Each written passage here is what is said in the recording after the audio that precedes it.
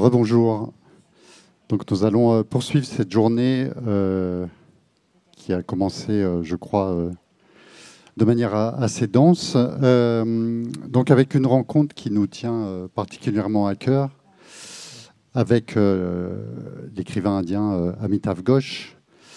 Donc au milieu d'une nouvelle série de catastrophes naturelles planétaires, inondations en Allemagne, en Chine, incendies monstres en Grèce, en Turquie, en Amérique du Nord, des records de chaleur, notamment au Canada.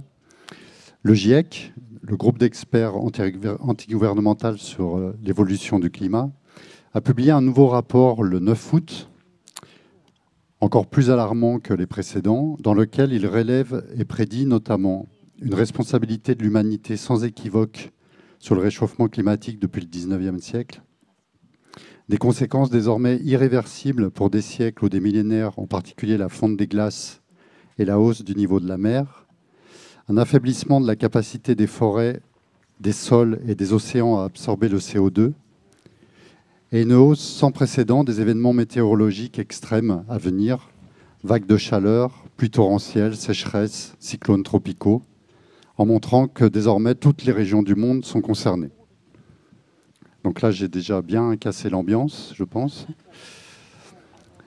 Et pourtant, ce nouveau régime climatique est encore très très peu traité par les écrivains, sans doute parce que ce phénomène est incompatible avec les récits et les imaginaires qui ont structuré notre monde jusque-là. C'est en tous les cas la thèse de notre invité, pour qui la crise climatique est aussi une crise de la culture, donc de l'imagination. Donc cet invité, c'est Amitav Ghosh, que nous sommes ravis d'accueillir.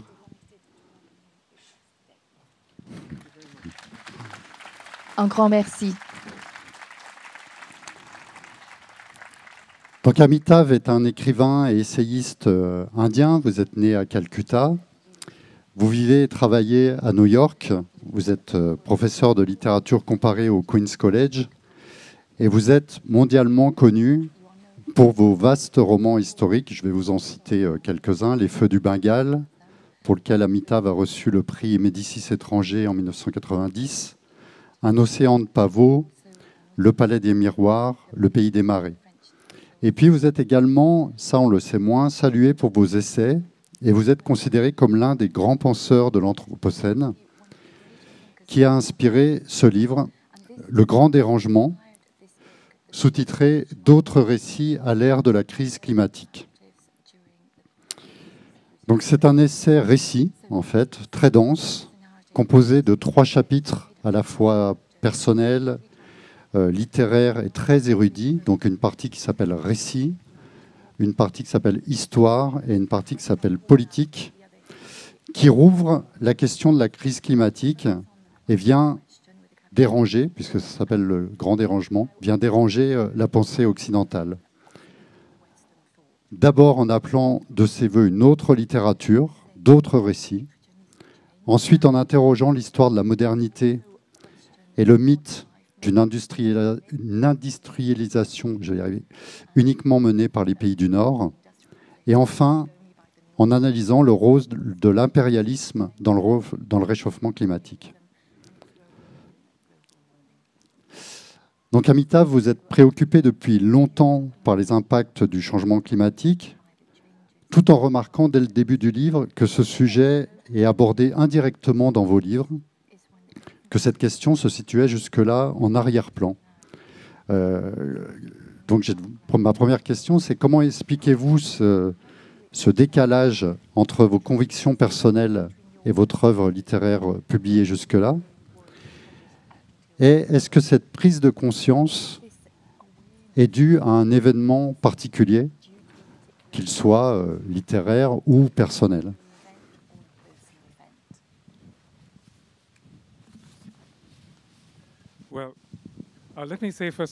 Alors, permettez-moi de dire, si vous le voulez bien, je suis tellement ravie d'être ici et tellement ravie d'être parmi autant de personnes, des penseurs, des personnes qui m'ont vraiment très, très fortement influencé dans ma vie. des personnes qui m'ont vraiment très, très fortement influencé dans ma vie en tant que penseur, en tant qu'écrivain. So it's also a little bit intimidating. Donc, je suis aussi un tout petit peu intimidée. For, just a writer like myself, but Je suis intimidée en tant qu'écrivain d'être là. But, to come to your question on, Mais pour en venir à votre question, à savoir comment est-ce que j'explique ma façon de penser, l'évolution, cela a démarré avec mon livre en anglais, The Hungry Tide. Et ce livre se passe dans le Sunderband, c'est-à-dire il s'agit d'une forêt, une petite forêt en Inde.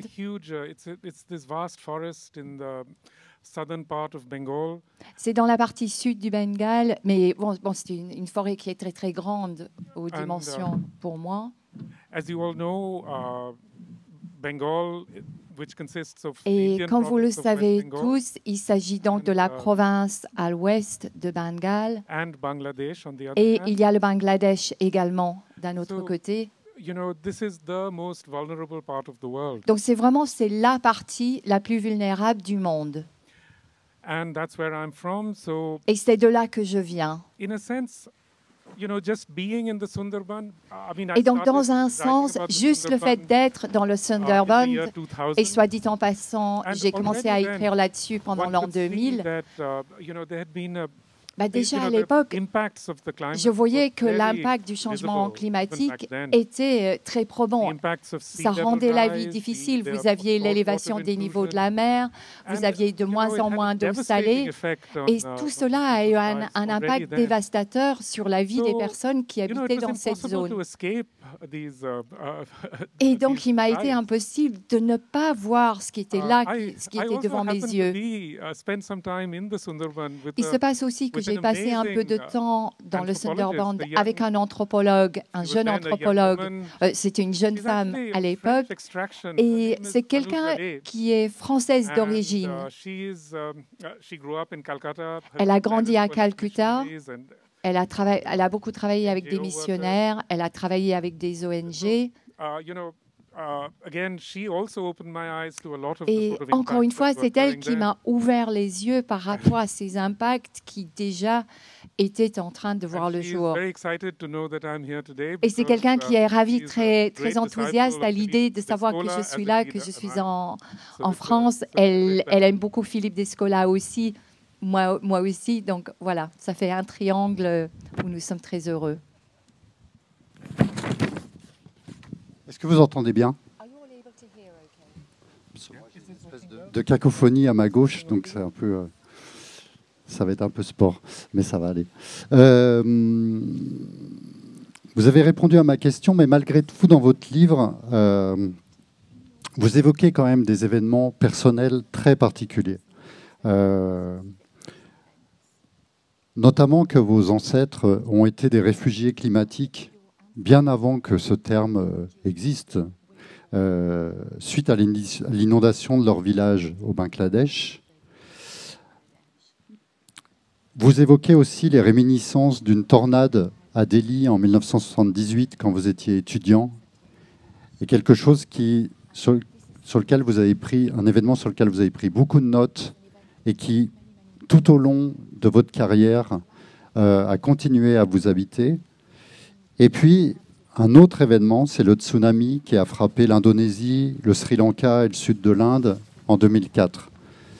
Donc, je reviens à ma question. Est-ce que ces événements ont aussi contribué à cette prise de conscience et en fait à cette urgence par rapport à votre œuvre littéraire?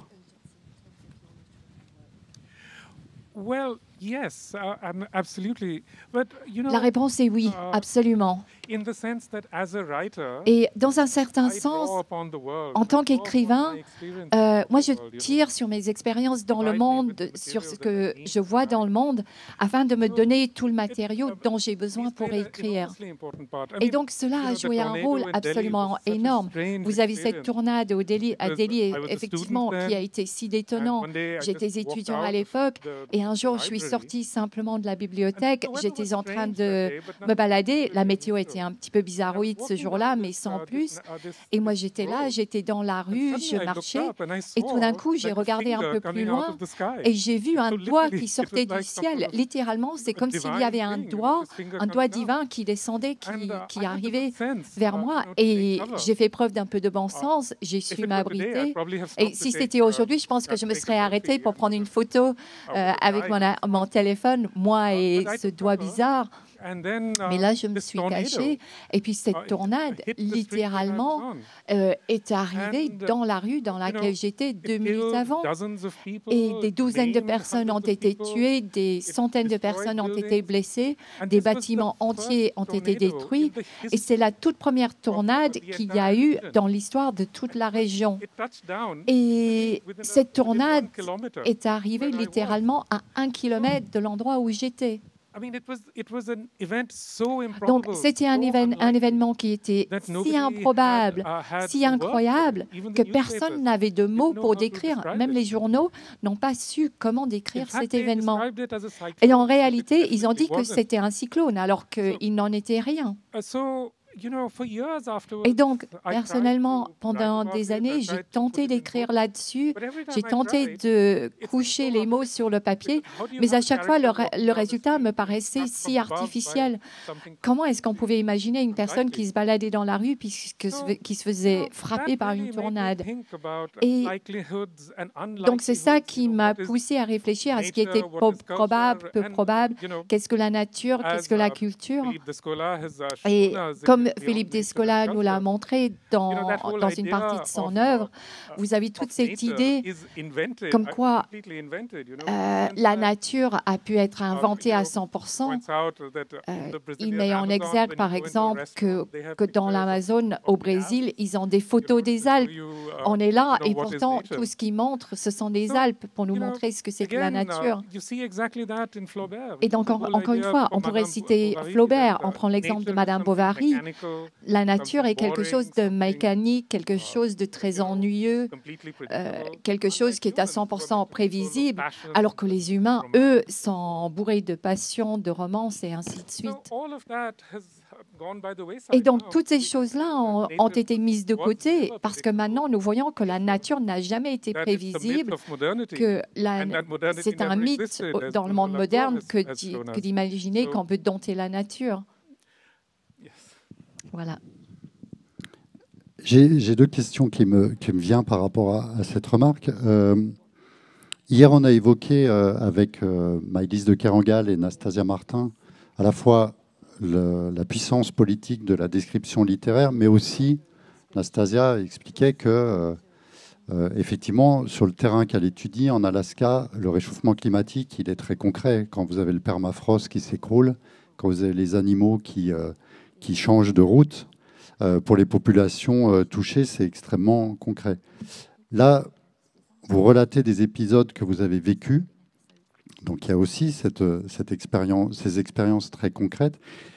Est-ce que ce que vous pointez, c'est-à-dire le fait que les écrivains ne s'emparent pas plus de ce sujet, ne vient pas tout simplement que, malgré tout, en Occident, le réchauffement climatique reste de quelque chose d'assez abstrait pour le moment?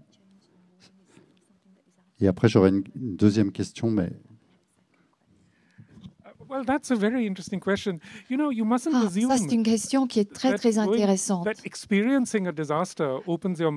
Effectivement, je pense que d'un côté, oui, l'esprit s'ouvre quand on a un événement climatique que l'on voit personnellement, mais malgré tout, l'ouragan Sandy aux États-Unis a dévasté des étendues de terre, des parties de New York, de New Jersey, et pourtant, lorsque les journalistes et les chercheurs sont allés interroger les personnes sur le terrain, il y avait des personnes qui gardaient l'esprit fermé, qui ne voulaient rien entendre. Et ces personnes disaient tout simplement, mais non, vous êtes en train de rendre politique une catastrophe. Vous êtes en train de politiser les choses. En Louisiane, par exemple, il y a des parties de la Louisiane qui sont en train de disparaître et les pêcheurs sont en train de perdre de quoi vivre. Et pourtant, ils ne sont pas entendus. Ces personnes vivent néanmoins dans une communauté où tout le monde voit l'industrie pétrolière comme les sauveurs. Et donc, ces pêcheurs ne sont pas entendus. Donc, on ne peut pas forcément penser que le fait d'avoir vécu une catastrophe permet de bien comprendre ce que c'est que le changement climatique.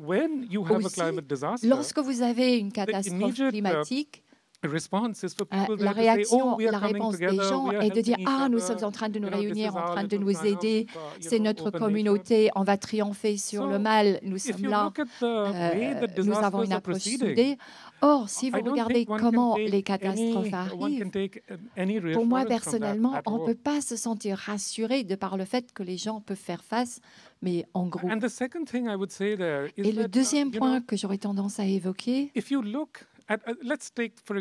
et que, regardons l'ouragan Sandy, par exemple. 2012, cela a dévasté la ville de New York. Il y a toute une partie de New York qui a été frappée en premier, c'était Chelsea. C'est là que vivent tous les artistes. Et vous avez bon nombre d'écrivains aussi, des romanciers qui y habitent aussi. Et la chose la plus bizarre, c'est que même encore aujourd'hui, personne n'a écrit sur l'ouragan Sandy. Il n'y a pas de tableau sur l'ouragan Sandy. Il y a peut-être un roman, un seul qui a été écrit sur l'ouragan Sandy. Donc, ce qui est vraiment très, très bizarre, c'est que moi, je peux nommer au moins 6 livres qui parle de l'avenir de New York, de la ville de New York. Mais en 2012, lorsque la ville de New York a sombré sous les eaux, personne n'en a parlé. On peut parler de cette situation théorique comme si c'était de la science-fiction. La même chose pour Mumbai. Mumbai, par exemple, a énormément de réalisateurs, d'écrivains. Et Mumbai a été dévasté, a déjà été fortement endommagé par le changement climatique, mais aucun film, aucun roman n'a été réalisé. C'est ça qui est si incroyable, c'est ce silence, ce manque d'écrit sur le sujet. Je faisais référence au rapport du GIEC en introduction. Est-ce que le fait que les écrivains, justement, ne s'emparent pas d'événements comme l'ouragan Sandy ne vient pas du fait que la fenêtre principale sur la crise climatique, pour le moment, est réservée au langage scientifique et technique. On en revient à la fois à l'œuvre de Philippe Descola, mais aussi de Bruno Latour sur la question de la partition des savoirs des sociétés modernes, c'est-à-dire de séparer la nature de la culture, en faisant en sorte que ce type de connaissance ne relève que de la science. Et est-ce que du coup, c'est ce que vous voulez dire quand vous qualifiez cette crise, la crise climatique, aussi de crise de la culture? Ça, c'est vraiment une très, très bonne question. Et je pourrais vous dire tellement de choses à ce sujet. Je ne sais pas où commencer. Alors, il faut comprendre que ce que l'on appelle le discours du climat, c'est quelque chose qui est du ressort quasiment des universités occidentales. Ça sort de ces universités-là. Donc, c'est un discours qui est très travaillé, mais de façon circonscrite. C'est un discours qui domine tout à chaque fois que l'on parle du changement climatique. Donc, dans le monde occidental, c'est comme ça qu'on cadre toute la question du changement climatique. Donc, les Occidentaux, lorsqu'ils pensent au changement climatique, ils pensent à la science, à la technologie, ils pensent à tout un ensemble de solutions. Mais si vous sortez de l'Occident, si vous vous rendez en Asie, si vous vous rendez en Afrique, si vous posez la question à un Chinois, un Indien ou un Indonésien, si vous leur dites « Regardez, vous êtes fortement impactés par le changement climatique. Donc, est-ce que vous êtes prêts à baisser vos niveaux d'émissions de gaz à effet de serre ?» Quelle est leur réponse?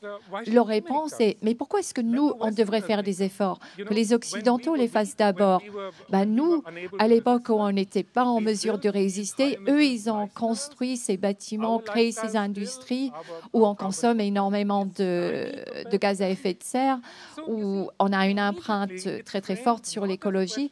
Donc, vous voyez, réalité, ce n'est pas tellement une question liée à la technologie, mais à la géopolitique. C'est une question de géopolitique et d'inégalité. Donc, pour moi, il y a vraiment un écart énorme entre le discours occidental par rapport au changement climatique et le monde par ailleurs, où vous avez une très grande partie de l'humanité qui y habite. Et je pense que c'est vraiment le problème fondamental auquel nous faisons face. C'est que nous sommes incapables vraiment de poser même cette question, à savoir la question de la violence, coloniale. C'est tellement intéressant. Je me sens inspirée par le livre de Philippe Descola sur la nature et au-delà. Mais pour quelqu'un comme moi, lorsque je lis ce livre, j'y prends de l'inspiration, mais je ressens des silences dans le livre. La question de l'animisme, par exemple. Il pose cette question d'une certaine manière, mais ce à quoi il ne fait pas référence, c'est la violence absolument incroyable, la violence de l'Occident au niveau de l'oppression de l'animisme. L'oppression, la suppression de l'animisme, si vous voulez, aux États-Unis aussi, dans les Amériques, partout où ils sont arrivés, c'était leur ennemi. C'était ce qu'ils détestaient. Et plus que tout, on pourrait parler des indigènes, des aborigènes, les indigènes américains. Toutes ces personnes-là devaient cesser de voir la nature comme étant quelque chose de vivant. Et donc, lorsque vous regardez les choses de mon point de vue, du point de vue des personnes qui habitent dans mon pays, on ne peut jamais enlever cette question de la violence coloniale. C'est quelque chose qui est omniprésent. Je vous propose qu'on revienne sur la partie politique de votre livre un petit peu plus tard. Malgré tout, la question va être liée parce que on va rentrer dans le cœur du livre. Vous constatez que des auteurs écrivent sur le changement climatique, mais presque toujours en dehors de la fiction. Et là, par rapport aux exemples que vous venez de citer sur la question de la violence, la question du colonialisme, il y a quelqu'un que l'assistance, je pense, connaît bien, qui est votre compatriote Arunda Tiroy, auquel vous faites référence, qui s'empare de ces questions. Et justement, Arunda Tiroy publie des romans. Elle pointe les dégâts écologiques, la question de la violence, les déplacements de population liés à la construction des grands parages, mais toujours dans des articles, dans des tribunes. Et donc, vous vous posez la question de pourquoi elle ne s'en empare pas d'un point de vue littéraire strict de la fiction. Et donc, moi, ce que j'aimerais vous poser comme question, c'est pourquoi d'abord, vous avez l'impression que... j'ai l'impression qu'il y a peut-être une déformation peut-être de votre métier de romancier. J'ai l'impression qu'il faudrait toujours que ça passe par le genre dominant du roman, en fait. Est-ce que, par exemple, Arunda Tiroy ne se dit pas qu'elle a plus de chances d'alerter l'opinion publique en publiant des articles, des tribunes? Est-ce qu'il n'y a pas un geste politique par rapport à ça? That's a really good question. Ça, c'est vraiment une très, très bonne question. Arundhati is an old friend of mine. Arundhati est une amie très ancienne. Je la connais depuis mes années à l'université.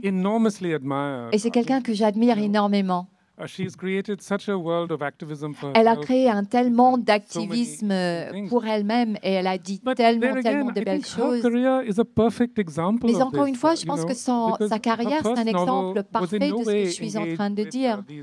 Parce que son premier roman ne parlait pas du tout de toutes ces questions environnementales. Et au fur et à mesure que sa prise de conscience a évolué et qu'elle en a parlé de plus en plus, elle a décidé d'en parler dans des œuvres qui ne sont pas des œuvres de fiction. Il y a Zadie Smith également.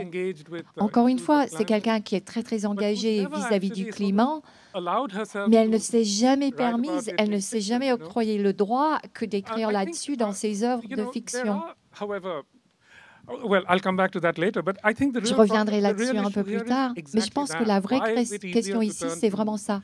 Pourquoi est-ce qu'il est plus facile d'écrire une œuvre de non-fiction lorsqu'on veut parler du climat? Et je pense que cela nous ramène à deux choses. Tout d'abord, lorsqu'on essaie d'écrire un événement climatique avec les mots en prose, cela est très compliqué. Il est très difficile de décrire une tornade. Il est très difficile de décrire des cyclones. Il faut un niveau qui va peut-être au-delà du niveau que nous avons en tant que romanciers formés. Une bonne partie du travail du romancier, surtout aujourd'hui, est réalisée grâce au dialogue, grâce aux conversations entre les personnages. Or, vous ne pouvez pas faire ça si vous écrivez sur les cyclones, sur les tornades, ou si vous écrivez sur des incendies énormes. Donc, comment écrire sur une vague de chaleur? C'est le plus gros problème auquel nous faisons face aujourd'hui dans le monde. Le changement climatique se manifeste à travers ce réchauffement. Comment écrire là-dessus? Donc voilà, il y a cette difficulté technique au départ. Juste le fait de créer le texte, de rejoindre les mots, c'est très compliqué. Et pour revenir à cette tornade à Delhi, c'était tellement peu probable. Personne n'aurait pu prédire que cela allait arriver. On ne peut pas créer des personnages dans un livre et puis hop, il y a le cyclone, la tornade qui arrive. Les critiques, qu'est-ce qu'ils vont dire? La première chose qu'ils vont dire, c'est que beaucoup trop de coïncidences, très peu probable. Et il faut que l'auteur retourne et recommence tout le livre. Donc, ce n'est pas juste une question de changer ce que font les écrivains. Les écrivains peuvent écrire sur les tornades et les cyclones, mais c'est l'ethnologie de la littérature qui doit changer. Dès qu'on commence à écrire sur ces sujets, on devient une autre sorte d'écrivain. On devient un spécialiste du climat. On n'est plus quelqu'un qui écrit des œuvres de fiction. Donc, je pense qu'il y a tout un tas de formes de résistance qui se dressent devant nous parce que notre approche littéraire est fondée sur la littérature du 19e siècle. Des choses qui existaient à l'époque de l'Holocène, avant le changement climatique. Et nous devons comprendre que tout cela est dû à la coïncidence. Au 19e siècle, il y a eu une période de stabilité, c'était une coïncidence, ça n'existera plus. Et donc, personnellement, je dis que moi, j'ai cessé de lire bon nombre de livres de fiction moderne parce que je pense que si on revient en arrière, quand on regarde la littérature et les arts du XVIIe siècle, là, on peut trouver de l'inspiration, une inspiration qui peut nous servir. Donc, mon nouveau livre qui est sur le point de sortir en français, c'est une traduction de mon livre Gun Island qui est sorti en 2019. Là, je me focalise vraiment sur une légende du Bengale du XVIIe siècle. Et dans cette légende, on parle de la déesse des serpents. Et il y a la voix des autres êtres qui sont... La voix est représentée par la déesse. Et c'est tellement intéressant de voir comment le changement climatique était déjà pris en compte avant l'arrivée du changement climatique. Parce que le conflit fondamental dans cette légende est entre un vendeur qui représente le principe des bénéfices et les serpents qui vivent dans la nature. Donc déjà à l'époque, il s'agissait de poser la question des droits des êtres humains et les droits des animaux, et il y avait la confrontation entre les deux. Et donc, en même temps, je dois dire aussi que, surtout depuis 2018, il y a eu tellement d'écrits intéressants sur le changement climatique et surtout sur le moment présent que nous sommes en train de vivre. Regardons Margaret Atwood. Comme elle dit, ce n'est pas seulement le changement climatique, tout change. Tout est en train de changer dans notre monde. Et il y a eu des livres formidables qui sont sortis ces dernières années. Annie Proulx's Boxskins, c'est vraiment un livre formidable parce que là, on voit le genre humain et l'histoire du colonialisme aux États-Unis avec la contribution des Britanniques, et on remonte très très loin au 19e siècle. C'est un livre formidable de ce point de vue. Il y a le livre de Richard Powers également. Lui, il est incroyable parce qu'il met en exergue le véritable problème du point de vue littéraire pour les écrivains. C'est-à-dire comment permettre à ce qui n'est pas humain d'être entendu. Comment donner une voix à ce qui n'est pas humain? Parce que c'est de cela qu'il s'agit lorsqu'on parle de la nature. Comment récupérer cette voix? Et donc, moi, mes ancêtres en Inde, eux le faisaient en inventant des déesses. Et les déesses parlaient pour les animaux, pour les arbres, et ainsi de suite. Et les déesses, comme les traducteurs, ils ne peuvent pas être contrôlés. La déesse, elle est tout le temps en train de négocier avec les serpents pour dire ou pas dire certaines choses. Et pour moi, dans un sens, il faut que l'on revienne en arrière. Il faut qu'on trouve le moyen de donner voix à ce qui n'est pas humain. Mais pour donner voix à ce qui n'est pas humain, est-ce qu'il n'y a pas une forme de résistance au langage ou un risque d'anthropomorphisme? Vous faites référence au livre d'Eduardo Kohn, Comment penser forêt. Et Eduardo Kohn, dans le livre, appelle justement à une forme de, entre guillemets, de renoncement au langage, c'est-à-dire de penser en images, de penser par les formes. Donc est-ce qu'il n'y a pas une contradiction par rapport à ça? Si on parle de l'anthropomorphisme, je pense que l'une des choses les plus terribles à avoir émergé, c'est la science-fiction. Parce que si vous voulez lutter contre l'anthropomorphisme, vous allez quand même être vulnérable devant certaines présomptions. Parce que si vous excluez l'anthropomorphisme, vous allez peut-être aller vers autre chose. La mécanomorphisme. Essentiellement, cela devient un engagement qui fait qu'on pense que les animaux sont comme des robots. Nous devons comprendre, comme l'a dit Darwin il y a si longtemps, si on prend l'exemple des chiens, nous avons évolué avec les chiens. Donc, quand les chiens sourient, véritablement, les chiens, ils sont en train de sourire. Ils savent que nous, on sourit, ils savent éventuellement nous imiter. Ils ont évolué comme nous. Et Darwin, c'est quelque chose qu'il a vraiment bien perçu. Donc, lorsqu'on commence à parler du langage, et c'est un point très intéressant, nous savons aujourd'hui que les arbres communiquent. Les arbres ont leur propre façon de communiquer à travers les champignons, par exemple. Voilà, ce sont les plus grandes entités qui existent dans le monde, d'après ce que nous avons vu dans le film. Et les arbres, vraiment, peuvent communiquer à travers un langage qui est très complexe. Donc nous, on a tendance à dire, non, mais les arbres ne savent pas parler, n'ont pas de langage, mais les arbres pourraient très bien dire, les humains n'ont pas de langage. Donc, ceci nous amène forcément à la question du récit, aux histoires que nous racontons.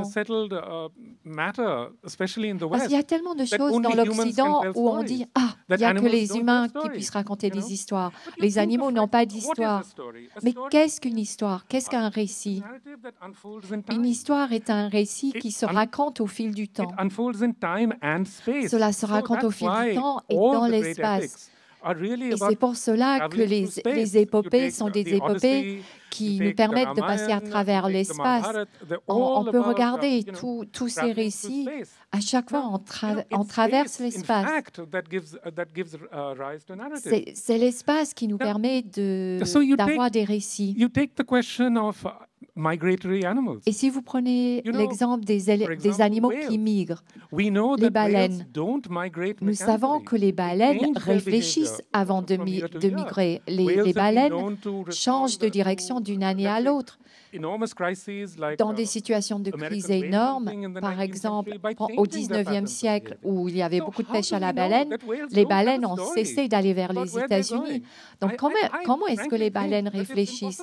Moi, je pense qu'il est impossible que les baleines ne réfléchissent pas et n'aient pas de langage entre eux. même à un niveau très très basique. Prenons l'exemple d'un chien. Un chien sait que vous allez le promener, vous allez l'emmener jusqu'au parc et puis revenir chez vous. Donc déjà, vous avez un récit. Le chien suit le récit. Le chien comprend quelque chose. Le chien comprend son voyage jusqu'au parc. Et comment est-ce qu'on peut dire qu'aucun récit n'existe pour le chien? Et pour moi, ce genre de récit, ce genre d'histoire a été établi par l'un des étudiants de Donaroe qui étudie les pingouins, juste sur la côte à côté de Sydney. Et les pingouins reviennent année après année à un même endroit, même si c'est très dangereux et très compliqué pour eux. Donc, ce naturaliste dit, ces pingouins reviennent parce que c'est un récit, c'est leur récit, c'est un récit qui crée au fil du temps. Donc, personnellement, je pense qu'il est fort possible que notre capacité à raconter des histoires, ce n'est pas peut-être quelque chose qui nous est propre en tant qu'espèce. C'est peut-être la toute dernière chose que nous avons qui est sauvage. Peut-être c'est tout ce qui nous reste du monde sauvage. Alors le défi à surmonter pour vous ne se limite pas bien entendu à la littérature et j'en viens à la deuxième partie de votre livre où vous revenez sur les récits historiques et politiques et aux réponses au discours on va dire eurocentrique sur le climat. Vous appuyez sur des enquêtes, des études foisonnantes et aussi des intuitions très, très surprenantes pour nous. Et ainsi, vous déplacez la perspective en soulignant le caractère central de l'Asie dans le réchauffement climatique. Est-ce que vous pouvez nous expliquer pourquoi l'Asie tient justement un rôle central?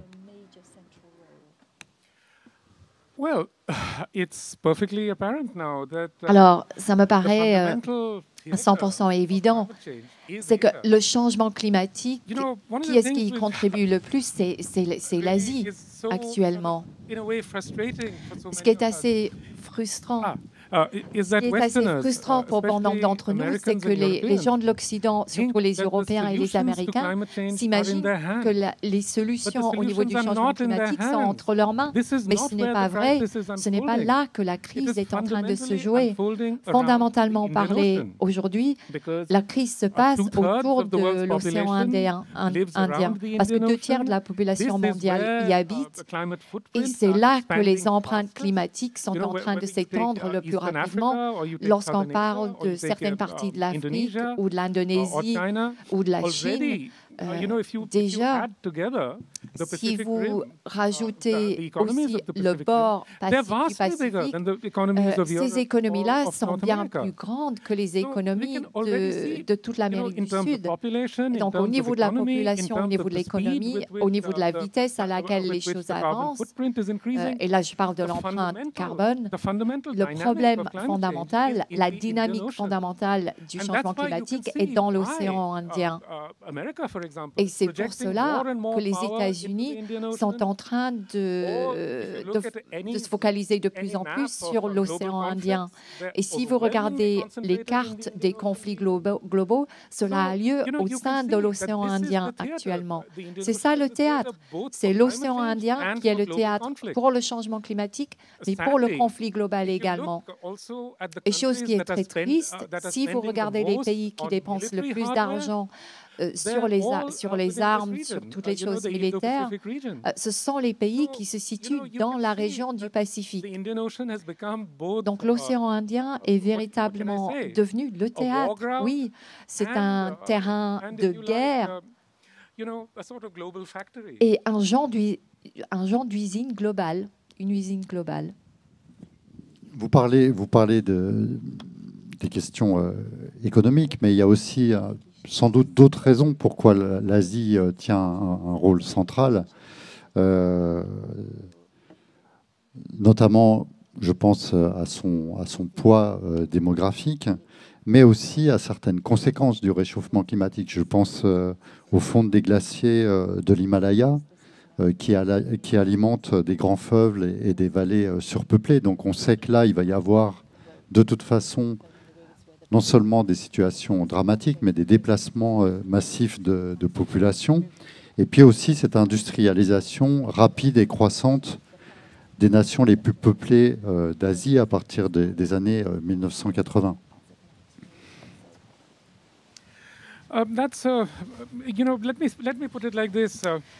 Alors, je vais peut-être essayer de m'exprimer un petit peu différemment. Ce qui s'est passé essentiellement en Asie,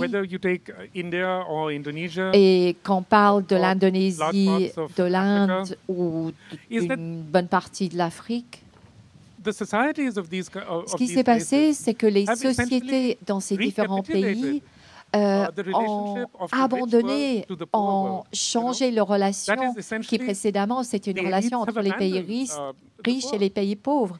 Désormais, ces pays veulent devenir riches et ils ont décidé que tant pis pour les pauvres, ils veulent avancer pour qu'un maximum de personnes deviennent riches. On le voit de plus en plus en Inde, par exemple. Le gouvernement indien fait énormément de greenwashing et ils sont féroces lorsqu'il s'agit d'ouvrir les forêts, créer des projets pour des barrages. Et qu'est-ce qui va se passer? Ces barrages vont permettre de soutenir l'industrie du ciment. C'est l'industrie du ciment qui permet de tout faire en Inde. Il y a des routes tout le long de la côte en Inde, mais ces routes vont disparaître quand les mers vont avancer. Et ce sont des projets qui sont mis en place juste pour que les gens puissent devenir plus riches. Plus d'argent pour les riches et moins de vie pour les pauvres. Le tiers-monde, désormais, est en train de monter dans le train du monde occidental en disant de la richesse, oui, et tout de suite.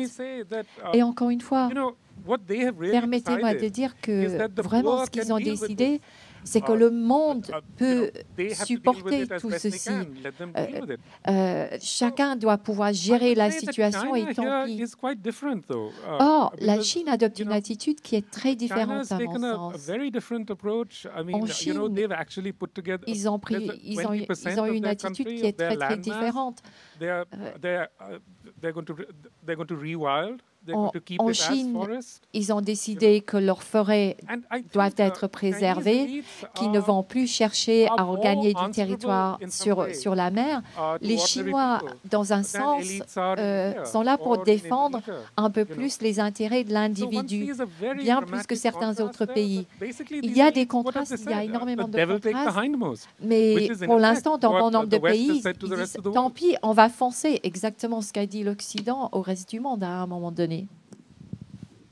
Alors, la plupart des récits que vous conviez dans le livre, et vous faisiez allusion à Naomi Klein tout à l'heure, pointent la responsabilité du capitalisme dans la crise climatique actuelle.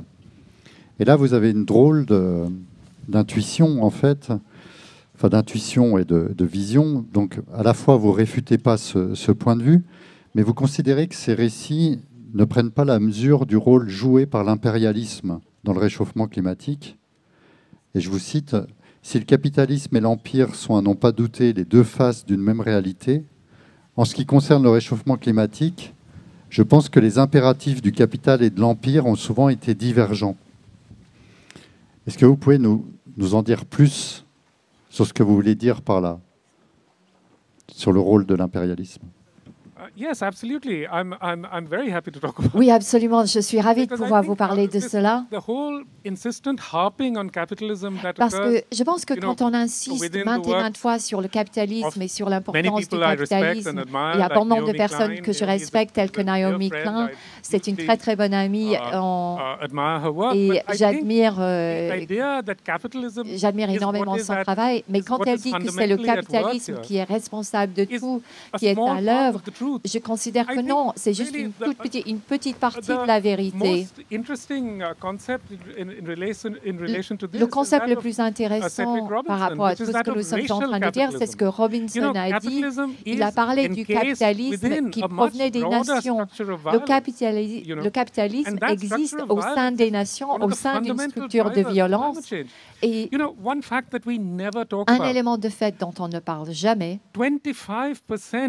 c'est que 25% des émissions de gaz à effet de serre aux États-Unis proviennent du secteur de la défense. Et ça, je pense que c'est même très largement sous-estimé. Si vous regardez les processus de production et si vous en tenez compte, les chiffres seraient plus élevés. Un seul avion qui est capable de porter les bombes va émettre plus de gaz à effet de serre qu'une ville entière. Ce sont ces avions qui portent les bombes qui sont si dangereux. Pensez à tous ces avions. Pensez à vos Rafale, tous ces avions que vous avez ici en France. Nous, on parle de toutes ces autres industries, mais jamais on ne met le doigt sur la défense, sur l'industrie de la défense. Et pourquoi? Parce qu'il y a très très longtemps, quand il y a eu l'accord de Kyoto, les États-Unis ont introduit des discussions qui empêchaient de parler des émissions dues à l'armement. On a le droit de parler de l'aviation, de tous ces sujets-là, mais pas de la violence. Et puis, il faut parler aussi de l'empreinte individuelle. On est capable aujourd'hui de dire, si on prend l'avion, on est responsable du changement climatique, mais jamais, jamais on ne parle de la défense. Et cela représente 25%. 25% de toutes les émissions de gaz à effet de serre dans le monde. Par exemple, est-ce que vous voyez l'OTAN? Est-ce que vous voyez l'OTAN vous parler de son empreinte carbone? Je n'ai pas l'impression. Je n'ai jamais vu de questions, de déclarations là-dessus. Je n'ai même pas l'impression que ce sujet ait été abordé dans une discussion, même par le GIEC, par toute organisation que ce soit, ou même lors de l'accord de Paris. Donc vraiment, au cœur de tout ce dont on est en train de parler, il y a ce silence redoutable sur ce qui est à la base une structure de dominance. Une structure de dominance qui date du XVIIe siècle. Au XVIIe siècle, encore une fois, il n'avait pas le changement climatique. Cela commençait un tout petit peu à cause des êtres humains à l'époque ou pas, mais au XVIIe siècle, ce qu'il y avait également, c'était un déplacement, un changement énorme au niveau des relations géopolitiques. Tout d'abord, les empires des Chinois, par exemple, ont été remplacés par d'autres, et puis les Hollandais ont dominé les Espagnols, et puis les Hollandais ont donné tous ces droits aux Britanniques au XVIIIe siècle, et ensuite il y a eu ce qu'on appelle la dominance des anglosphères. Et c'est tout cela qui est vraiment au cœur du changement climatique.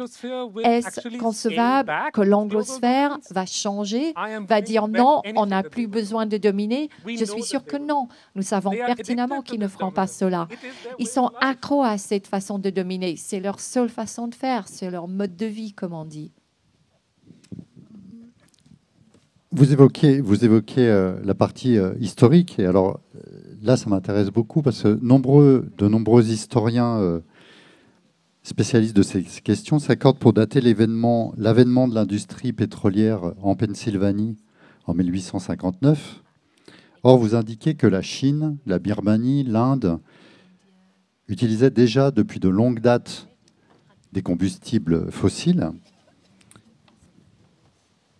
Et donc, les grandes puissances européennes, dont la croissance reposait justement sur l'utilisation de ces combustibles fossiles, et le pouvoir impérial, dites-vous, se sont assurés que les pays asiatiques ou africains ne puissent développer leur propre système énergétique émetteur de carbone.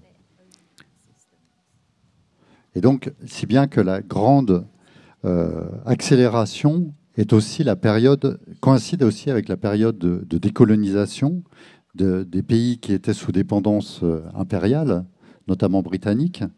Et donc là, vous émettez cette hypothèse très, très surprenante en disant que l'impérialisme a certainement retardé le début de la crise climatique, donc a joué un rôle positif, en différant l'expansion des économies asiatiques et africaines. Yes. Oui, c'est absolument. Vous avez absolument raison. Nous savons désormais qu'au XVIIe, XVIIIe, XIXe siècle, c'était une époque où partout dans le monde, c'était l'époque des Lumières pour tout le monde. Vous avez tout un ensemble d'écrivains français qui étaient en train d'être traduits en perse, en langue indienne. Donc ce n'est pas surprenant qu'au début du XVIIIe, XIXe siècle, Les Indiens aussi avaient envie d'avoir une société industrialisée. Ils s'intéressaient aux combustibles fossiles. Vous connaissez peut-être le grand poète du Bengale qui a gagné des prix. Son grand frère, son grand-père avait fortement investi dans des puits de pétrole, dans tout un ensemble de types de bateaux plus modernes, mais les Britanniques lui ont fait mettre la clé sous la porte. Ils l'ont détruit. À l'époque, il y avait une industrie de bateaux en Inde, il y avait l'industrie pour les combustibles fossiles en Inde. Pourquoi est-ce que les Britanniques l'ont détruit? Parce qu'ils avaient besoin des Indiens pour produire d'autres produits, le cuivre, le sucre et ainsi de suite. Non, c'est vraiment l'une des très grandes. C'est le côté malhonnête du monde. Imaginons si l'Inde et la Chine avaient eu toute liberté que de développer leurs propres industries, leurs propres combustibles fossiles au XIXe siècle. Le monde, au milieu du XXe siècle, aurait compris que les gaz à effet de serre constituait vraiment un problème très, très sérieux.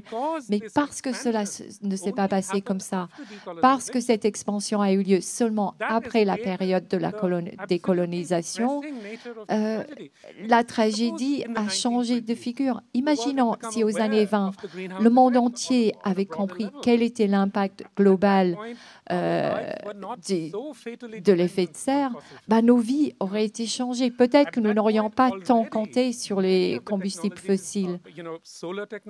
Il y a tellement de technologies, les technologies éoliennes et solaires qui existaient déjà. Et les voitures électriques, certaines des premières voitures étaient des voitures électriques. Et à cette époque, il aurait été possible de changer de cap.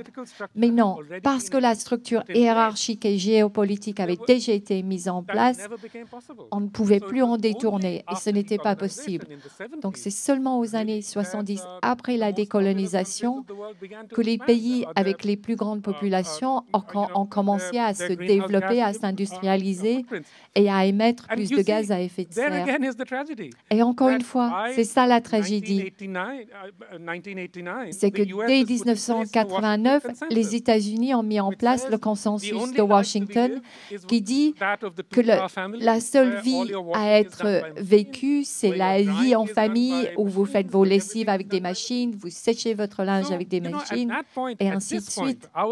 Et donc, aujourd'hui, nos vies dépendent tellement des combustibles fossiles qu'on ne peut pas leur tourner le dos. Mais moi, par exemple, j'avoue, j'ai grandi dans une famille où on n'avait pas forcément d'électricité en permanence. On était obligé de faire avec pour bon nombre de choses, mais je regarde la jeune génération en Inde aujourd'hui, ils comptent à 100% sur les combustibles fossiles. Nous, on ne comptait pas du tout dessus de la même manière. Est-ce que l'impérialisme fut le seul obstacle qu'a dû affronter l'industrialisation de l'Asie? C'est-à-dire qu'au moment de la décolonisation, est-ce que les leaders politiques de l'époque, je pense à celui qui nous vient tout de suite à l'esprit, puisque vous venez d'Inde, je pense à Gandhi, est-ce qu'ils ont eu tout de suite, est-ce que certains ont eu cette conscience, une conscience écologique en fait, par rapport à la question de l'industrialisation massive?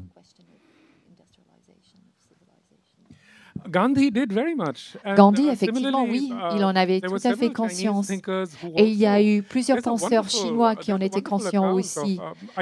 Il y a un récit, je ne sais pas si vous vous souvenez de Somerset Maugham, l'écrivain britannique.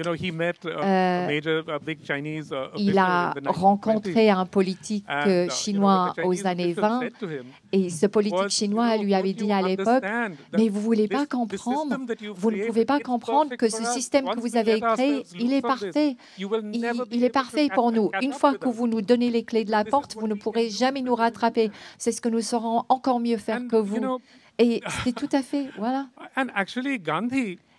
Et Gandhi, regardez, souvenez-vous de ce qu'a dit Gandhi. Essentiellement, il a dit, nous n'allons pas adopter vos façons de faire.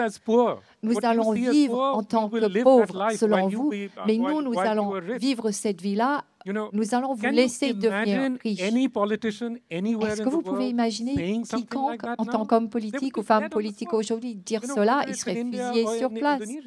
Regardez, même en Indonésie, ça ne marcherait plus. Et donc, c'est ça le problème. Nous avons créé un monde où tout doit être uniforme. Et la chose la plus hallucinante de cette uniformisation, c'est qu'il y a même une uniformisation du désir. Peu importe où vous allez, à l'exception de quelques peuples indigènes, il y a une uniformisation du désir. Aujourd'hui, tout le monde veut la même chose. Et ça, c'est à cause des réseaux sociaux. Tout le monde veut le produit X. À Calcutta, par exemple, je n'aurais jamais pu imaginer qu'on verrait des magasins Zara et Prada. Pourtant, aujourd'hui, on les voit. Et vraiment, vraiment, ça fait partie, oui, de cette harmonisation lamentable. Ça m'amène à la question sur le début du chapitre politique de votre livre. Vous affirmez que le changement climatique pose un défi de taille à ce qui est sans doute le concept politique central de l'époque moderne, la modernité, c'est-à-dire celui de la liberté.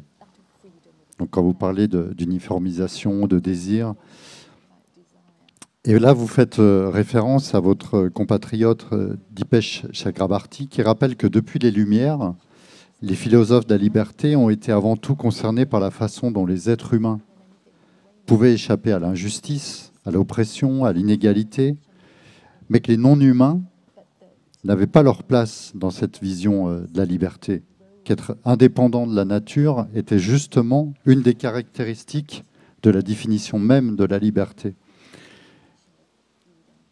Est-ce que justement les métamorphoses environnementales en cours, le réchauffement climatique, peuvent nous obliger à repenser pour vous ces conceptions de la liberté historique et aussi la capacité d'agir?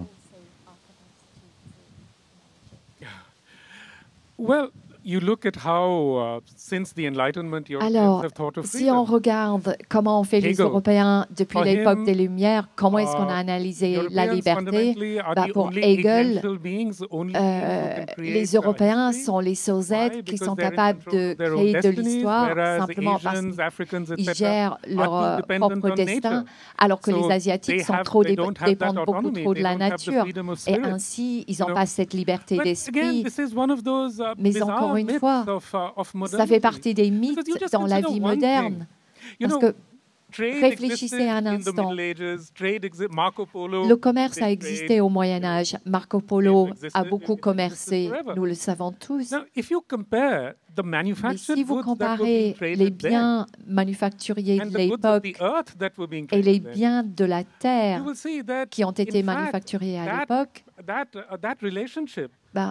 vous pourriez voir que cette relation a été totalement inversée aujourd'hui. Le bien de consommation qui domine aujourd'hui, ce sont les forêts fossilisées, les combustibles. On est plus dépendant des forêts aujourd'hui qu'on ne l'était à l'époque de Marco Polo. Donc, il y avait plus de biens qui ont été commercés au Moyen-Orient qu'aujourd'hui.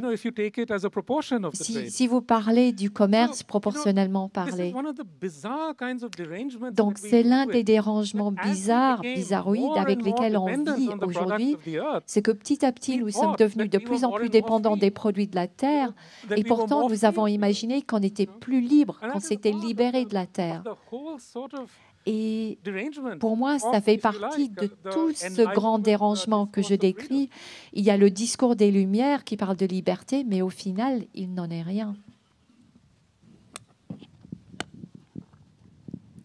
Vous habitez à New York. Et il y a une question qui me taraude quand même, c'est comment expliquez-vous le taux particulièrement élevé de climato-sceptiques aux États-Unis? On a eu un exemple illustre pendant 4 ans, alors que les États-Unis ont produit un nombre très très élevé et contribuent d'ailleurs aussi à les financer, une des travaux très élevés de scientifiques pointant justement la question du réchauffement climatique. Et pour certains, ont lancé les premiers avertissements sur ce réchauffement planétaire. Comment vous expliquez quand même cette contradiction assez incroyable? This is something that runs through the heart of the Anglosphere. Mais je dirais que c'est quelque chose qui prédomine dans l'anglosphère. Un petit peu comme je l'ai dit, je pense que 90% des travaux de recherche sur le changement climatique provient des universités de l'anglosphère. Une bonne partie de l'action provient du monde anglophone aussi. Mais encore une fois, ce que j'appelle l'anglosphère, c'était le pouvoir dominant à l'époque de la colonisation. Et c'est ça qui a vraiment constitué l'expérience, le vécu sur cette terre de l'anglosphère. C'est une impression de déni devant le climat. Dans l'anglosphère, on nie l'existence du climat. Ça existe au Canada, en Australie, aux États-Unis. Ça n'existe pas au Mexique, par exemple. Donc, qu'est-ce qui est dit par ces climato-sceptiques? Qu'est-ce qu'ils disent véritablement? Je ne pense pas que dans leur tête, c'est qu'ils n'y croient pas, ils le savent. Toute personne qui vit sur cette terre aujourd'hui voit ce qui se passe. Mais je pense qu'il est très souvent mis en avant ou pointé du doigt que les personnes qui ont vécu les catastrophes des guerres, des personnes qui ont vécu le colonialisme, ce sont les peuples indigènes. Et ces catastrophes ont eu lieu de façon assez semblable au changement climatique. Les changements sur le plan de l'économie, c'est ce qui a dépossédé les gens de leurs biens par le passé. Donc, on dit très, très souvent que les peuples indigènes ont vécu déjà l'apocalypse. Mais eux, ils n'étaient pas seuls. Il y avait aussi les personnes qui les colonisaient, qui vivaient cela. Et quels sont les enseignements que les colonisateurs ont tirés? La leçon a été que les catastrophes écologiques seraient toujours à leur avantage. Et fondamentalement, c'est toujours là-dessus qu'ils comptent aujourd'hui. Et donc, lorsqu'ils parlent de l'apocalypse, lorsque ces personnes parlent d'aller sur Mars, qu'est-ce qu'ils sont en train de dire? Lorsqu'ils parlent de la singularité, qu'est-ce qu'ils sont en train de dire? C'est qu'ils attendent à ce qu'il y ait des milliards de personnes qui meurent, des milliards de personnes brunes qui meurent. Ils attendent cela. C'est leur solution. C'est leur solution au changement climatique. Alors, si je vous entends bien par rapport à cette question sur le climato-scepticisme développé dans certains pays, est-ce qu'il n'y a pas une forme justement d'impérialisme moderne, justement? Parce que la crise climatique, elle porte en elle la possibilité de réorganiser de manière radicale la répartition des richesses dans le monde. Et est-ce que c'est justement pas un désir, une volonté de statu quo, une volonté impérialiste à nouveau?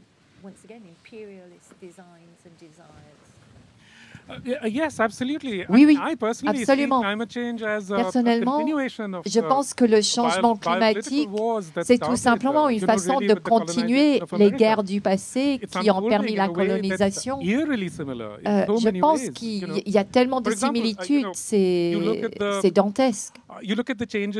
Regardez les changements qui ont eu lieu au niveau de l'écologie en Amérique du Sud. Regardez ce qui s'est passé au 16e, 17e, 18e siècle. L'un des changements majeurs, c'est que ça a été l'introduction du bétail dans la vie en société. Donc, si vous regardez les guerres qui existaient au XVIIe siècle entre les colons et les Américains de souche, ils se battaient par rapport au bétail. Les colons étaient capables de tuer les animaux parce que c'était les animaux qui permettaient aux indigènes de continuer de vivre. Regardez le Brésil aujourd'hui. Qu'est-ce qu'ils essayent de faire?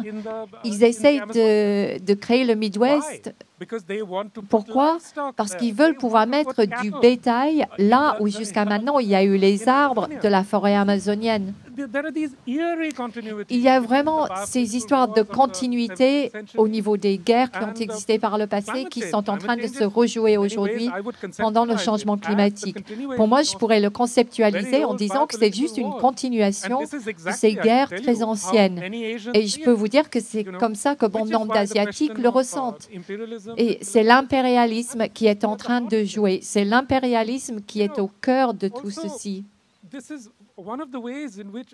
Également, le changement climatique, ça sort des universités occidentales qui sont dominées par une certaine éthique libérale.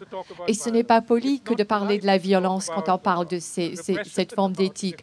On ne doit pas parler d'inégalité. En revanche, on peut parler de capitalisme, ça c'est poli. On peut parler de chiffres. On peut parler de solutions lors de notre ère technologique. Mais vraiment, ce discours technologique lié au changement climatique, c'est une façon de cacher la vérité qui est pourtant là, qui est évidente, qui est visible au monde entier. Prenez les réfugiés qui traversent la Méditerranée. En 2017, j'ai passé beaucoup de temps à voyager un peu partout en Italie pour voir les centres où étaient les réfugiés, parce que bon nombre des réfugiés viennent du Bengale, là d'où je viens, où ce sont des personnes qui viennent du Pakistan. Et c'est tellement intéressant de parler avec eux. Ils comprennent très très bien. Ils savent ce qui est en jeu. Ils savent que s'ils étaient blancs, ils n'auraient pas à traverser la Méditerranée. Ils n'auraient pas besoin de le faire. On parle de capitalisme, on lui colle le couvercle de capitalisme, mais c'est une forme de capitalisme racial auquel ils font face. Si vous regardez ces réfugiés, si vous vous interrogez en Libye ou en Afrique, à quoi est-ce qu'ils font face? C'est une forme de guerre coloniale. Ils font face à une forme d'extermination. J'ai une question un peu délicate par rapport à ça. Est-ce que du coup, des pays pauvres comme l'Inde ne devraient-ils pas abandonner leur quête d'une prospérité calquée justement sur l'Occident? Alors c'est délicat puisque c'est compliqué de dire à des personnes qui ont très très peu pour subsister qu'il faudrait justement qu'ils changent de modèle. Mais vu que c'est eux qui se retrouvent en première ligne, qui seront les plus sévèrement touchés par les conséquences du dérèglement climatique, est-ce qu'il n'y a pas une autre voie? Est-ce qu'il n'y aurait pas une autre voie, selon vous, à la modernisation? Look, the whole question of what is poverty and what is wealth. Toute cette question à savoir qu'est-ce que la pauvreté, qu'est-ce que la richesse, tout ça fait partie de ce monde fantaisiste. Oui, les gens ils considèrent qu'ils sont riches parce qu'ils ont 2 voitures. Mais est-ce que c'est vraiment ça être riche? Ou est-ce que mes grands-parents, ils étaient pauvres parce qu'ils n'avaient pas de voiture, parce qu'ils n'avaient pas de lave-linge? Bien sûr que non. C'est le monde fantaisiste que l'on crée. Nous sommes victimes de nos propres fantaisies. C'est pour cela qu'il s'agit d'imagination. Regardons dans les livres de Jane Austen, on voit ces gazons anglais magnifiques. Et aujourd'hui, en Europe, dans l'esprit européen, l'herbe doit être comme un gazon anglais. C'est ça qui est beau. Même à Abu Dhabi, ils veulent des gazons britanniques. Pourquoi? Parce que c'est ça la richesse, d'après ce qu'ils comprennent. Les gens, même dans l'Arizona, il n'y a pas d'eau, mais ils veulent des gazons, comme les gazons britanniques. Donc, voilà, la richesse, la pauvreté, qu'est-ce que c'est? Moi, je vis avec bon nombre de personnes qui sont pauvres, mais qui ne se voient pas forcément comme étant pauvres. Cette façon de présenter le monde est devenue imbriquée, tellement imbriquée dans l'esprit des gens, tellement que l'on s'imagine que la seule façon de vivre, c'est la façon occidentale. C'est devenu l'idée de base. Et est-ce que vraiment on peut demander aux Indiens que d'abandonner leur quête pour ce style de vie à ce stade? réponse est non. La seule façon de le faire, c'est de l'abandonner nous-mêmes, c'est de servir de modèle. Et à mon sens, les jeunes ne comprennent pas de toute façon. Il y a les différents mouvements Occupy qui ont eu lieu pendant les années 2000, au début des années 2000. Ils n'étaient pas juste en train de protester, ils étaient en train d'exiger une autre façon de vivre, un autre modèle. Et Greta Thunberg, par exemple, elle donne de l'espoir. FFF, bon nombre de ces mouvements, ce sont des mouvements où les personnes comprennent qu'il ne s'agit pas seulement de matrice. Il s'agit de chercher une façon différente de vivre. Il s'agit d'une autre forme de modéliser. Mais la seule façon de faire, c'est de donner l'exemple. Il faut cesser de vouloir vivre d'une certaine manière et c'est seulement à ce moment-là que d'autres vont accepter de le faire. Pour moi, les êtres humains aiment imiter, aiment mimer les autres. Nous devons comprendre, nous sommes des êtres mimétiques. Et ainsi, nous avons tendance à nous focaliser sur les personnes qui ont plus de puissance, plus de pouvoir que nous. Pour nous, l'Occident a été tellement puissant, c'est pour ça que nos yeux sont rivés pour vous. Pas parce que vous êtes meilleurs, pas parce que c'est mieux, mais c'est juste parce que c'est une habitude. Nous aimons imiter les autres. Et donc, la seule façon de faire tourner tout cela sur la tête, c'est de donner un autre exemple. Et c'est ça qui est si déprimant. Quand on se rend dans un pays tel que la France, où je me souviens, il y a 30 ans, quand on rentrait dans les petits villages en France, ils avaient toujours leur propre magasin au sein du village. Les gens n'avaient pas toujours besoin de voiture. Or, aujourd'hui, tout le monde a besoin d'avoir une voiture. Essentiellement, ici, c'est un village, mais c'est une banlieue. Les gens doivent aller au supermarché pour faire les courses. Il y a 30 ans, ce n'était pas le cas. Ces 30 dernières années, il y a eu une évolution.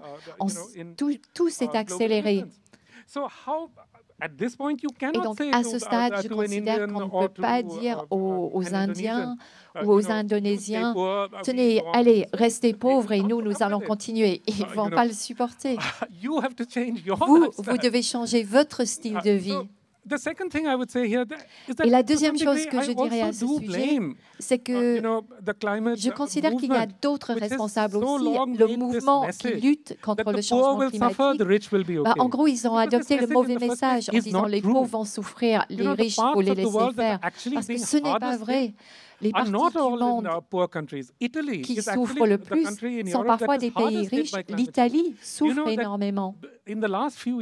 Ces dernières années, par exemple, en Italie, ils ont eu 5 événements climatiques énormes chaque jour. Donc, l'Italie est très fortement impactée. L'Espagne également. Donc, là, ce sont des parties très riches du monde. Regardons la Californie. En Californie, ils ont été dévastés. L'industrie du vin en Californie est en train de disparaître. Bonne nouvelle pour vous dans cette région. Mais c'est très, très mauvais pour la Californie. Et donc, ce n'est absolument pas le cas que seulement les pauvres vont être impactés. Et en fin de compte, si vous dites au monde riche, ne vous inquiétez pas, vous allez être en lieu sûr, continuez de vivre comme vous le faites parce qu'il n'y a que les pauvres qui vont souffrir, cela encourage ce discours. Parce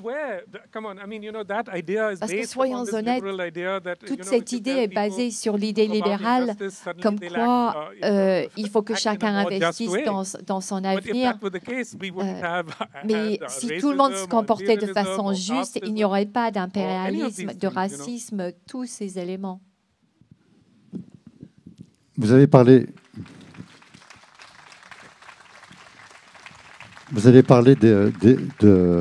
d'espoir et de donner l'exemple. Vous avez cité Greta Thunberg. J'aimerais qu'on conclue cette conversation justement sur la conclusion de votre livre, où vous vous livrez à une lecture comparative de l'encyclique Laudato Si du pape François et de l'accord de Paris sur le climat. Tous les deux ont été publiés en 2015, au moment où vous acheviez le grand dérangement. Qu'est-ce qui vous a intéressé de faire une lecture comparative de ces deux textes et qu'est-ce qui en est ressorti de cette lecture comparative?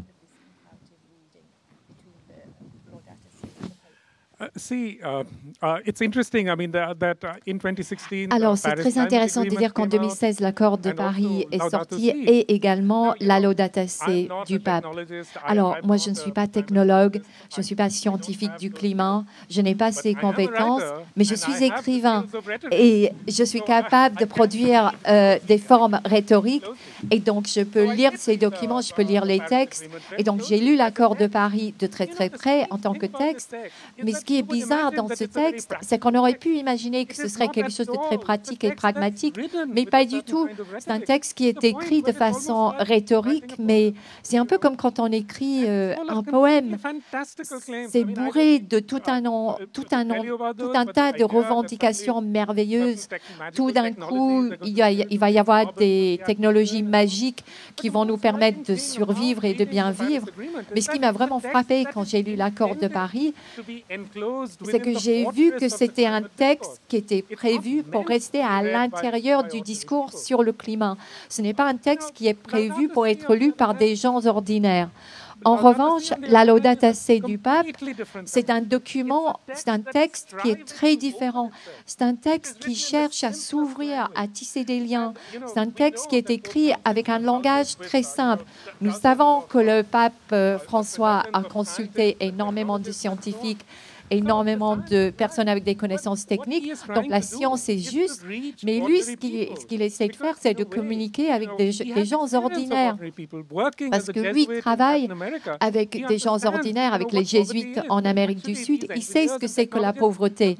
Or, ces ingénieurs, ces technologues de l'accord de Paris, ils en savent que dalle. Donc lui, il essaie vraiment de parler de la vraie vie et de créer un texte qui s'ouvre au monde. Et je pense qu'aujourd'hui, le pape François, c'est le seul vrai leader mondial. Cette Laudato Si vraiment parle de l'humain. Il y a de l'humanisme, il y a de l'altruisme. Parce que très, très souvent, le discours va à l'encontre de ce qu'il faut pour l'humanité. Donc, je pense que cette Laudato Si du pape est vraiment un texte bourré de compassion. J'ai beaucoup d'admiration pour ce texte. Bien, on va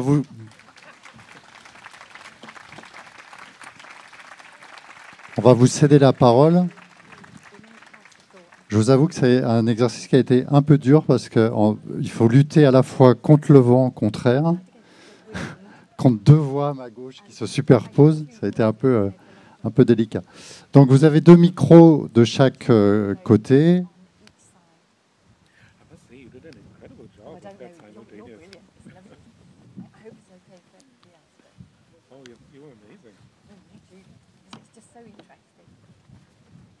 Pas de questions? Si, pardon. Oui, je pensais la remercier après, mais effectivement, on peut remercier Don Sheridan pour la traduction.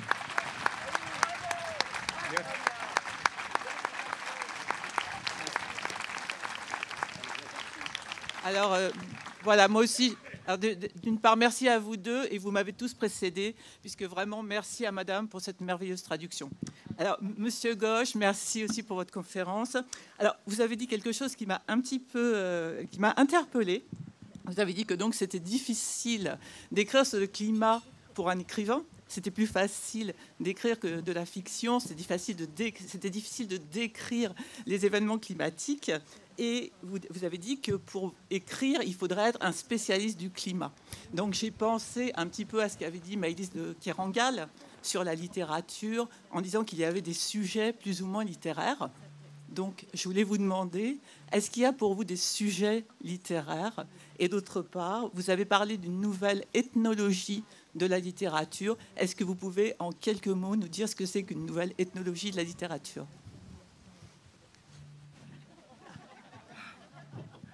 Je ne sais pas si j'irais forcément jusqu'à parler d'une nouvelle ethnologie pour la littérature. J'aurais tendance à dire que c'est surtout que les écrivains ont besoin de garder leurs yeux grands ouverts, d'observer le monde, de faire attention. Je pense qu'on peut faire très attention au monde dans lequel on vit, on peut l'observer de très près. Nous avons besoin, je pense, d'inventer une nouvelle façon d'écrire dans ce sens-là. Merci beaucoup. Thank you. There's a question there. From Professor Latour. Could I ask a question in English and you could translate? Puis-je poser une question en anglais et puis je compte sur la traduction? I have two questions. The first is about the concept of nature. Is it right to say that nature does not exist if we want to give a voice to the non-human? What does not exist is a particular sense of nature given to it by Enlightenment French thought. But nature means a world that is undergoing birth, a world of continuous birth, natura naturans. Should we not be fighting for that concept of nature? That is first question. Alors, on parle de la nature, mais quelque part, ce que vous avez dit, c'est que le problème de la nature, c'est que la nature, d'après nos concepts à nous, la nature n'a pas de voix. Autrement dit, donc presque, la nature n'existe pas. Donc tout d'abord, n'est-ce pas que la première chose qu'on a besoin de contourner ou d'arriver à conceptualiser dans nos têtes, c'est que véritablement, la nature existe, la nature est là, est éminemment là, parce que la nature est en permanence sous naissance ou en train de naître. Il y a une naissance continue. Donc déjà, afin que l'on puisse évoluer dans notre façon de créer une relation ou même de percevoir la nature et parler de la nature, n'est-ce pas que nous avons besoin d'accepter une bonne fois pour toutes que la nature est très présente, a une voix et existe véritablement? Well, first of all, let me say Salamat, Professor Latour.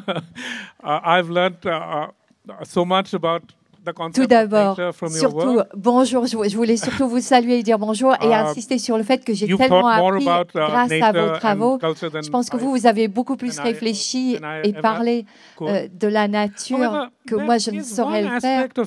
Mais currently makes me feel that I don't want to have anything to do à l'heure with the word actuelle, nature. Il y a une chose qui fait que je n'ai pas envie aujourd'hui d'avoir des liens avec la nature, c'est la façon dont le concept de la nature a évolué aux États-Unis, surtout en Amérique du Nord.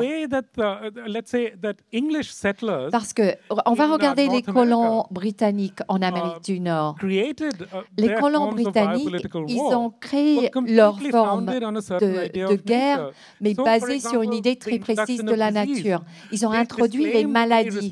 Ils ont introduit la maladie, mais ils ont dit que c'était absolument pas de leur faute parce qu'ils ont dit c'est nature, c'est la nature qui s'en est chargée. Or, ils savaient pertinemment que c'était eux qui débarquaient avec ces maladies. Ils étaient responsables de répandre ces maladies.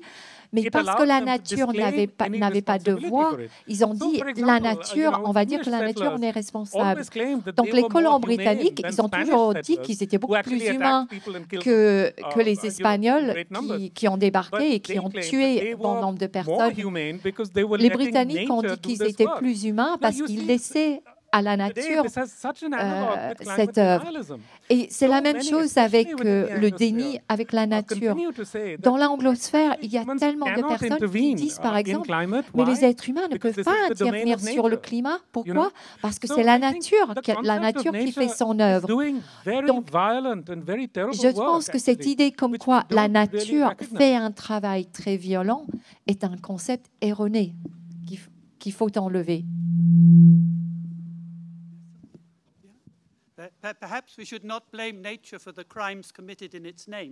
Mais peut-être que la nature ne devrait pas être responsable, la nature ne devrait pas être rendue responsable des crimes que la nature a commis, soi-disant, parce qu'on a dit que c'est la nature qui a commis ces crimes. But could I ask one more question? If animals are their stories, yes.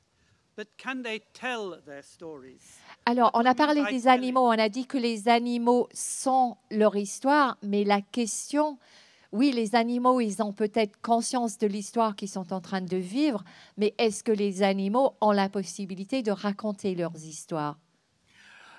Animals have always told us their stories. Les animaux, ils nous ont toujours raconté leurs histoires, mais ils n'ont pas toujours raconté leurs histoires à toutes les personnes, à tout le monde, mais aux personnes qui sont en mesure de les entendre et de les écouter. Les chamans connaissent les histoires des animaux. Il y a tellement d'histoires qui ont été racontées par les animaux, mais je vais choisir un exemple. Saint François d'Assise. Pensez à l'histoire du loup de Goupio. C'est l'animal qui lui a raconté l'histoire et il l'a traduit. Ce n'est pas que les animaux ne racontent pas leur histoire, mais c'est que nous, dans le monde moderne, on ne croit pas les histoires. On ne leur donne pas la possibilité de nous communiquer ces histoires. Et pour quelle raison? Encore une fois, c'est l'une des choses très bizarres dans ce monde moderne. Mais je suis sûre que vous avez lu le magnifique livre The Falling Sky, Le ciel qui tombe, par David Koppenhauer. Et il raconte les histoires des animaux. Philippe Descola nous a raconté tellement d'histoires également. Les histoires que les animaux racontent aux chamans. Il y a eu un article très récemment dans la revue Harper's sur une femme qui communiquait avec des corbeaux.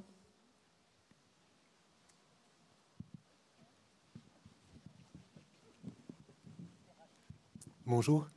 Moi, j'avais deux questions. Une question d'ordre stratégique. Je vous écoutais dire que la question serait sans doute aujourd'hui de montrer l'exemple en matière de changement de nos modes de vie. Et je m'interrogeais en me demandant si, du coup, la stratégie que vous préconisez consiste à lutter contre l'impérialisme ou à prendre appui sur l'impérialisme en réorientant le magistère occidental dans un sens plus écologique ou plus moral. C'est deux options qui sont tout de même assez différentes. Ou alors, troisième option, de changer d'impérialisme. Ça me faisait penser que je me demandais quelle place vous faisiez dans votre description à la question de la Chine aujourd'hui.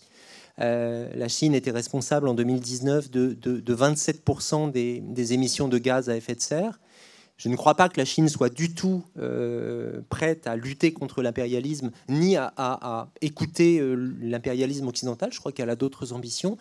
Et je me demandais s'il est possible aujourd'hui de penser l'impérialisme sans penser une pluralité d'empires ou de prétention impériale en tout cas, et dans ce que ça changeait au fond à la question écologique, parce qu'on sait que dans une certaine mesure, Xi Jinping est prêt à introduire, en tout cas il l'était il y a 2 ans, dans le logiciel productif chinois une dose de préoccupation environnementale, mais dans une position pour le coup extrêmement impériale.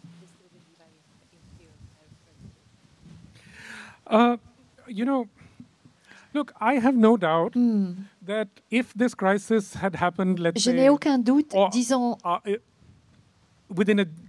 si cette crise avait eu lieu avec un autre contexte géopolitique où l'Occident dominait d'autant au XIXe siècle, la Chine, par exemple, si c'est la Chine qui avait essayé de s'industrialiser, l'Occident serait intervenu. C'est le rêve chinois, par exemple, que les côtes chinoises soient bombardées par les Américains. Or, ça n'arrivera jamais parce que désormais, la Chine est en mesure de se protéger. Mais voilà, toutes ces stratégies, à mon avis, ne peuvent plus être imposées de force. Absolument pas. Ce n'est plus possible. L'Occident, sur le plan militaire, n'a pas suffisamment de pouvoir, n'est pas en mesure de dominer. Et si l'Occident en avait la possibilité, je pense que l'Occident aurait empêché des pays tels que la Chine de se développer tel que ce pays s'est développé ces dernières années. Mais la Chine est un cas particulièrement intéressant. On parle de l'augmentation des gaz à effet de serre, des quantités, mais la Chine, en réalité, a donné au monde un très gros cadeau, un plus grand cadeau au niveau du changement climatique, c'est au niveau de leur politique d'un seul enfant par foyer. Imaginons la situation si les familles chinoises avaient pu faire plus d'enfants. 320 millions de Chinois de plus se déplaceraient sur cette terre si cette politique n'avait pas existé, et toutes ces personnes seraient en train de consommer comme leur père chinois. Donc, d'une certaine manière, je pense qu'on ne se pose jamais cette question. Nous, on se dit, tiens, c'est normal, la Chine a décidé un enfant par foyer, point, ils font ce qu'ils veulent, ils ont leur façon de faire. Mais encore une fois, dans ce contexte, nous devons également nous rappeler que la Chine est devenue le leader du monde, et ce, de très très loin, à cause des technologies, à cause des énergies, et aussi on peut parler des énergies alternatives qui sont désormais développées par la Chine. La Chine s'est engagée à bien vouloir protéger tout un tas d'espaces sauvages. Et si on regarde comment est-ce que les Chinois réagissent vis-à-vis des événements climatiques récents, je pense que les Chinois sont beaucoup plus efficaces que les États-Unis et plus efficaces que l'Europe. Regardons les cyclones qu'ils ont subis en Chine, regardons les évacuations qu'ils ont gérées, qu'ils ont mis en place. Encore aujourd'hui, si on regarde comment ils ont distribué les soins de santé suite aux inondations, tout est très, très impressionnant. Tout simplement parce qu'en Chine, ils ont cette tradition où il faut penser au mandat du ciel, du paradis, lorsqu'on parle du changement climatique. Je pense qu'ils sont peut-être plus proactifs. Je ne suis pas en train de dire que c'est la meilleure voie, que c'est la voie qu'il faut adopter, mais je pense qu'à l'heure actuelle, nous devons simplement voir qu'il y a des modèles différents dans le monde. Certains fonctionnent, d'autres moins. Merci à tous les deux. Merci à Amitav. Merci Dawn pour la traduction à nouveau.